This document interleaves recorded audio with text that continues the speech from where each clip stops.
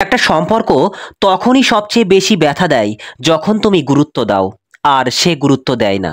যখন তুমি অপেক্ষা করো আর সে ফিরেও তাকায় না। যখন তুমি হাজারটা চেষ্টা করো কিন্তু সে বুঝতে চায় না তুমি ভেতরে ভেতরে কতটা ভেঙে যাচ্ছ সে বোঝার প্রয়োজন মনে করছে না। কিন্তু আজ আজ আমি তোমাকে এমন কিছু বলবো, এমন কিছু সত্যি কথা, মানসিকতার ভিতর থেকে উঠে আসা কিছু সত্য যা হয়তো তুমি আগে কখনো শোনোনি, যা তুমি যদি বুঝে যেতে পারো তাহলে তোমার জীবনে দুটো জিনিস বদলে যাবে। এক, তোমার মূল্যবোধ, আর দ্বিতীয় তুমি নিজেই। আজ আমি তোমাকে বলবো ভালোবাসার মানুষটি তোমাকে গুরুত্ব না দিলে তুমি আসলেই কি করবে তুমি। এখানে অনেকেই ভুল সিদ্ধান্ত নেয় কিন্তু সঠিক পথের সন্ধান আমি তোমাকে দেখাবো। কিভাবে তুমি নিজের সম্মান, নিজের মানসিক শান্তি, নিজের মূল্য সবকিছু আবার ফিরে পেতে পারো।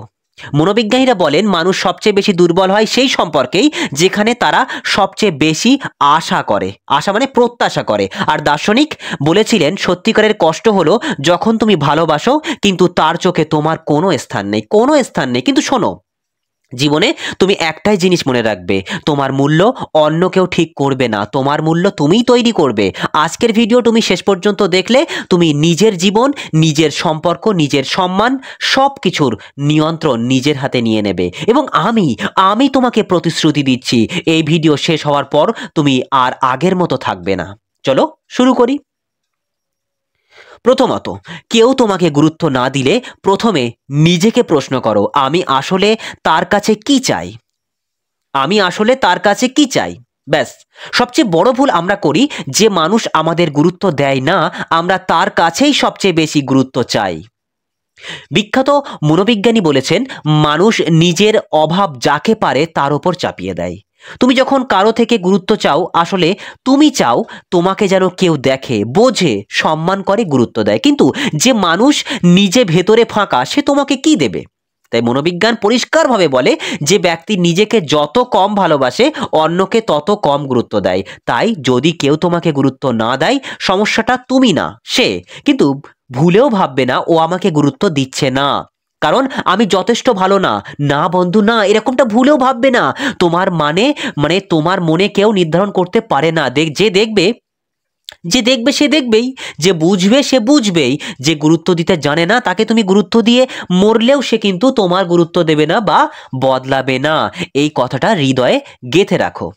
ভালোবাসা ভিক্ষে চাওয়ার জিনিস নয়। তুমি যদি কারো কাছ থেকে গুরুত্ব চেয়ে নাও তবে সেটা ভালোবাসা নয়, সেটা নির্ভরশীলতা। আর মনোবিজ্ঞানী বলেন যে নির্ভরশীল ভালোবাসা সবসময় অপমানের দিকে নিভে যায়। তুমি ভাবো ও একটু সময় দিক, ও একটু আমাকে দেখুক, ও আমার মেসেজের রিপ্লাই দিক, ও আমাকে গুরুত্বের চোখে দেখুক, আমাকে রেসপেক্ট করুক, সম্মান করুক, আমার কথাগুলো মেনে চলুক। আর এই চাওয়াগুলোই তোমাকে ভেঙে দিচ্ছে। দেখো, ভালো করে ভেবে দেখো, এই চাওয়াগুলোই তোমাকে ভেঙে দিচ্ছে কারণ তুমি চাওয়ার তালিকায় বেঁচে আছো। কিন্তু তোমার বেঁচে থাকার তালিকা অন্য কিছু, তোমার সম্মান, তোমার মূল্য, তোমার জীবন আর তোমার আত্মবিশ্বাস, সেলফ কনফিডেন্স। তাই দার্শনিকগণ বলেছেন যে জিনিস তোমার নিয়ন্ত্রণে নেই তা কখনো তোমার সুখের উৎস হতে পারে না। অথচ তুমি সুখের চাবিটা তার হাতে দিয়ে রেখেছো যে তোমাকে গুরুত্ব দেয় না। বলো, তুমি নিজের বুকে হাত দিয়ে বলো, তুমি তার হাতেই দিয়ে রেখেছো যে তোমাকে গুরুত্ব দেয় না। আর তুমি যত দৌড়াবে সে তত দূরে যাবে। এটা মনোবিজ্ঞানের লোহার মতো একটা আইন। এটাকে বলা হয় রিভার্স সাইকোলজি। তুমি নিশ্চয়ই নাম শুনেছ, আমার ভিডিওতে অনেকবার আলোচনা করেছি রিভার্স সাইকোলজি। তুমি যত এগিয়ে যাবে সে তত কিন্তু পিছিয়ে যাবে। তুমি যত টানবে সে তত ছুটবে। তুমি যত বোঝানোর চেষ্টা করবে সে উদাস হবে। কেন? কেন? কারণ মানুষের মন এমনই, যে সহজে পায় তাকে মূল্য দেয় না। তাই তুমি যত তাকে বোঝানোর চেষ্টা করো সে তত ভাববে তুমি তো আছোই, তোমাকে হারানোর ভয় তার নেই। সরাসরি কথা, ভালোবাসা কখনোই কারো পিছনে দৌড়ে পাওয়া যায় না। ব্যাস, একদম সরাসরি কথা বলছি আমি। ভালোবাসা কখনোই কারো পেছনে দৌড়ে পাওয়া যায় না। ভালোবাসা তখনই আসে যখন তুমি নিজেকে মূল্যবান করো। কি বললাম? যখন তুমি নিজেকে মূল্যবান করো। আর যারা তোমাকে গুরুত্ব দেয় না তাদের সাথে শান্ত হয়ে দূরত্ব রাখো। এটা বদলা নয়, এটা সম্মান। দূরত্ব মানে রাগ নয়, দূরত্ব মানে ইগো নয়, দূরত্ব মানে অভিনয় নয়। দূরত্ব মানে তুমি আমাকে গুরুত্ব না দিলে আমি নিজের শান্তিকে গুরুত্ব দেব। কি বললাম বুঝতে পেরেছো? আমি নিজের শান্তিকে গুরুত্ব দেব। তাই তাই বিখ্যাত দার্শনিকগণ বলেছেন, যে জিনিস তোমাকে শান্তি নষ্ট করে সেটাকে তোমার জীবনে থাকার অধিকার দিও না, বা অধিকার নেই। তোমার শান্তি যেটা নষ্ট করছে সেটা তোমার জীবনে থাকার অধিকার নেই। তুমি যদি কারোর জন্য নিজের শান্তি হারাও, তাহলে তুমি তাকে নয়, নিজেকেই হারিয়ে ফেলছো। তাই যখন সে তোমাকে গুরুত্ব না দেয়, শান্ত হও, দৌড়ানো বন্ধ করো, টানাটানি বন্ধ করো, তুমি নিজেকে সামলে নাও। তখন সে বুঝবে তোমার মূল্য। কি বললাম বুঝতে পেরেছো? তখন সে তোমার মূল্যটা বুঝবে। আর যদি কেউ তোমাকে গুরুত্ব না দেয়, তাহলে তুমি বদলে যাও, তুমি নিজেকে বদলে ফেলো। সে নিজে থেকেই বুঝবে তুমি কতটা মূল্যবান ছিলে, কতটা মূল্যবান ছিলে। এটা কিন্তু খুব গুরুত্বপূর্ণ একটা পয়েন্ট। তুমি বদলে যাও, তাহলেই সে বুঝবে তুমি কতটা মূল্যবান ছিল। মানুষ কখনোই জিনিসের মূল্য তার সামনে থাকতে বুঝতে পারে না, দূরে গেলে বোঝে, চলে গেলে বোঝে, চুপ থাকলে বোঝে। তাই মনোবিজ্ঞান বলে, যে মানুষ তোমাকে অবহেলা করছে তার প্রয়োজন তোমার অনুপস্থিতি, যাতে সে বুঝতে পারে তুমি তার জীবনে কি ছিলে। তুমি যখন শান্ত হও, পিছিয়ে যাও, পরিবর্তন শুরু করো, তখনই সে বুঝতে শুরু করে ও আগে এমন ছিল না, ও কেন বদলে গেল, ও কেন বদলে গেল, ও আমার ওপর নির্ভর করছে না কেন। এই প্রশ্নগুলোই তাকে তোমার দিকে টেনে আনবে। কিন্তু মনে রেখো, তুমি এই পরিবর্তন তার জন্য নয়, নিজের জন্য করবে। কি বললাম? তুমি তাকে দেখানোর জন্য বা তার মানে এক্সপ্রেশন পাওয়ার জন্য করবে এমনটা নয়, তুমি নিজের জন্যই পরিবর্তন করবে। কিন্তু যেটা বললাম সেটাই ঘটবে। যে তোমাকে গুরুত্ব দেয় না, তাকে গুরুত্ব দেওয়ার আগে নিজের মূল্য বোঝো। তুমি কি জানো, মানসিকভাবে শক্ত মানুষ কখনোই গুরুত্বের জন্য ভিক্ষা চায় না, কারণ তারা জানে যে মানুষ আমাকে হারানোর ভয় করে না, আমি তার পিছনে দৌড়াবো কেন। তুমি নিজেকে যত শক্ত করবে, তোমার জীবন তত স্পষ্ট হবে কারা তোমার যোগ্য আর কারা তোমার যোগ্য নয়। তাই বিখ্যাত লেখক জেমস ক্লার্ক বলেছেন, তুমি যত নিজের উপর ফোকাস করবে, তত মানুষের দৃষ্টি তোমার দিকে ফিরবে। তুমি তাই করো, নিজের উন্নতি করো, নিজের শান্তির দিকে খেয়াল রাখো, নিজের কাজ করো, নিজের রুটিন সব গুছিয়ে ফেলো, সব। মানুষ দেখে তুমি বদলে যাচ্ছ, তুমি শক্ত হচ্ছ, তুমি নিজের পথে এগোচ্ছ। তখনই তারা ভাবতে শুরু করবে, আমি কি ভুল করেছি, আমি কি ওকে হারিয়ে ফেলেছি। এটাই মনোবিজ্ঞান। আর যে তোমাকে গুরুত্ব দিচ্ছে না, তাকে চুপচাপ হারিয়ে দাও, নিজের জীবন দিয়ে হারিয়ে দাও। মানে নিজের জীবন মানে মারা যেতে বলছি না, কিন্তু নিজের জীবন দিয়ে মানে আমি অন্য কিছু বোঝাতে চাইছি। সো চলো পরিষ্কারভাবে বলি, একটা সত্যি কথা বলি, জীবনে সবাই তোমাকে মূল্য দেবে না, সবাই তোমাকে বুঝবে না, সবাই তোমার ভালোবাসা সামলাতে পারবে না, সবাই তোমার মানুষ না, এটাই জীবনের কঠিন সত্য। তাই দার্শনিকগণ বলেছেন, কেউ তোমাকে অবহেলা করলে তা প্রমাণ করে সে তোমার স্তরে নেই। তুমি এত শক্তি, এত ভালোবাসা, এত দামি মন নিয়ে ঘুরছো, সবার পক্ষে এটা ধারণ করা সম্ভব নয়। আবারও বলছি, তুমি এত শক্তি, এত ভালোবাসা এবং এত দামি মন নিয়ে ঘুরছো, সবার পক্ষে এটা ধারণ করা সম্ভব নয়, এটা মেনে নাও। তাই তাদের ছেড়ে দাও যারা তোমাকে গুরুত্ব দেয় না। জোর করে না, ধরে রেখো না, ভিক্ষা করো না, দূরত্ব রাখো, চুপ থাকো, আর উঠে দাঁড়াও, সামনের দিকে এগিয়ে যাও। আর যে মানুষ তোমাকে গুরুত্ব দেয় না, সেখানে তোমাকে নিজের সীমা টেনে দিতে হবে, সেখানে নিজের সীমা টেনে দিতে হবে। শোনো বন্ধু, যে মানুষ তোমাকে গুরুত্ব দেয় না, তার সঙ্গে বেশি কথা বলা মানে নিজেকে প্রতিদিন ছোট করা। যে ব্যক্তি তোমাকে নিয়ে ভাবেই না, তার জন্য তুমি রাত জেগে কাঁদো, এটা তোমার ভালোবাসা নয়, এটা তোমার আত্মসম্মানের হার। মনোবিজ্ঞান এটাকে বলে, মনোবিজ্ঞান একটা কথা বলে, যেখানে তোমাকে বারবার নিজেকে প্রমাণ করতে হয়, সেখানে তোমার থাকা উচিত নয়। যে মানুষ তোমার ফোন ধরেও ধরে না, মেসেজের উত্তর ঘন্টার পর ঘন্টা দেয় না, তোমার ভালোবাসা বুঝতেই চায় না, তার কাছে তুমি বারবার কেন প্রমাণ করবে যে তুমি লয়াল, তুমি সত্যি? তোমার ভালোবাসা প্রমাণ নয়, অনুভব করার জিনিস। তাই নিজের সীমা টেনে দাও, নিজের রেসপেক্ট বাউন্ডারি তৈরি করো। এই বাউন্ডারি মানে রাগ নয়, এটা হলো চুপ করে নিজেকে, নিজের মূল্যকে রক্ষা করা। তাই দার্শনিক রুমি খুব সুন্দর একটা কথা বলেছেন, যেখানে তুমি মূল্য পাচ্ছ না, সেখান থেকে শান্ত হয়ে বেরিয়ে যাও। এই মানুষগুলোকে শেখাতে হয় না, শুধু উপস্থিতি কমিয়ে দিতে হয়, তারা বুঝে ফেলবে তুমি কতটা মূল্যবান ছিলে। খুব দামি কথা বলেছে দার্শনিক রুমি। তুমি তাকে গুরুত্ব দাও, কিন্তু সে কেন তোমাকে দেয় না গুরুত্ব? কারণটা ব্যক্তিগত নয়, এটা মানসিকতার প্রবলেম। দেখো, মানুষ চার ধরনের কারণে অন্যকে গুরুত্ব দেয় না। মানুষ চার ধরনের কারণে অন্যকে গুরুত্ব দেয় না। প্রথমত, সে অভ্যাসে ঠান্ডা, সে তোমাকে খুব সহজে পেয়েছে, সে তোমাকে ধরে রাখার যোগ্যতা রাখে না, সে নিজেই ভেতরে ভাঙা, তাই আবেগ দিতে পারে না। এই চারটাই মনোবিজ্ঞানের ব্যাখ্যা হচ্ছে। তুমি ভাবো ও আমাকে গুরুত্ব দেয় না কারণ আমি কিছু কম আছি। না বন্ধু, না। এটা তার মানসিকতা, তার অভ্যাস, তার চরিত্র, তার অভ্যন্তরীণ ভয়। এটা তোমার দোষ নয়, কখনো তোমার দোষ নয়। যে মানুষ নিজের আবেগ সামলাতে পারে না, সে তোমার আবেগকে কিভাবে সামলাবে বলো?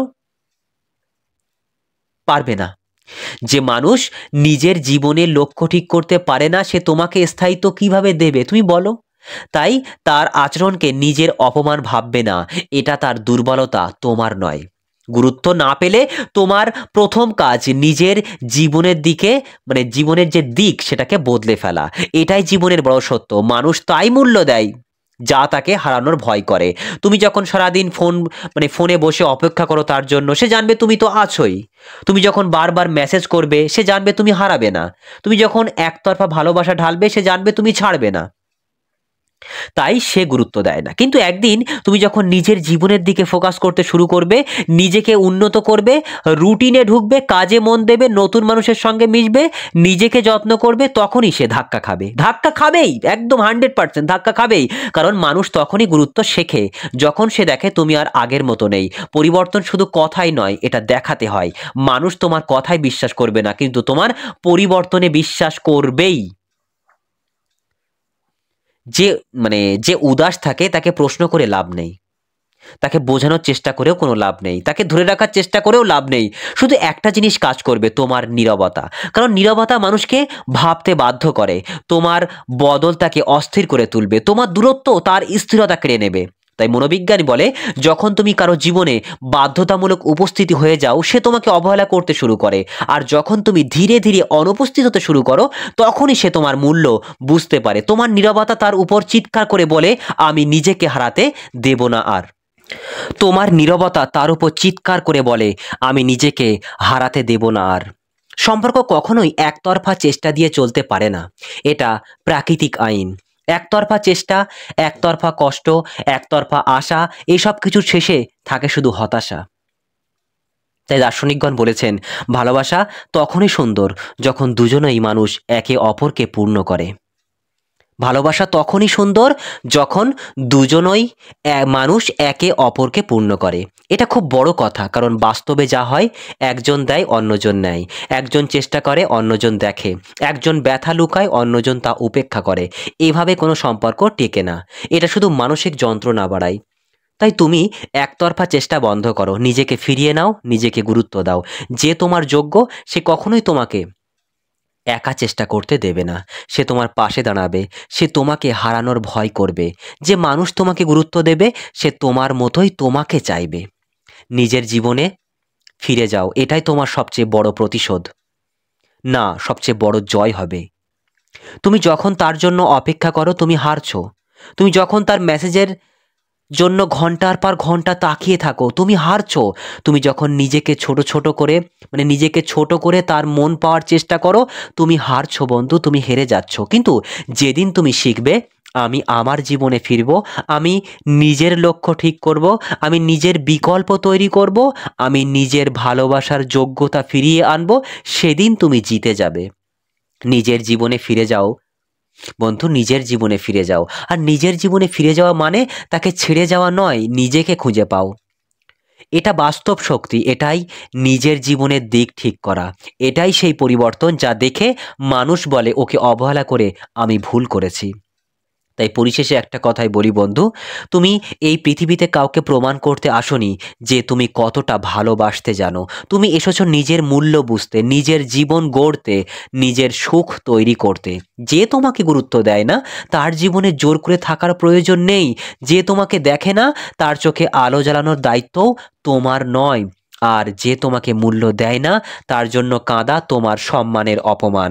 একদিন তুমি বদলাবে, একদিন তুমি শক্তি হবে, একদিন তুমি শক্ত হবে, একদিন তুমি নিজের পথে হাঁটবে। আর বিশ্বাস করো, যেদিন তুমি নিজের মূল্য বুঝবে, সেদিন সারা পৃথিবী তোমাকে গুরুত্ব দিতে বাধ্য হবে।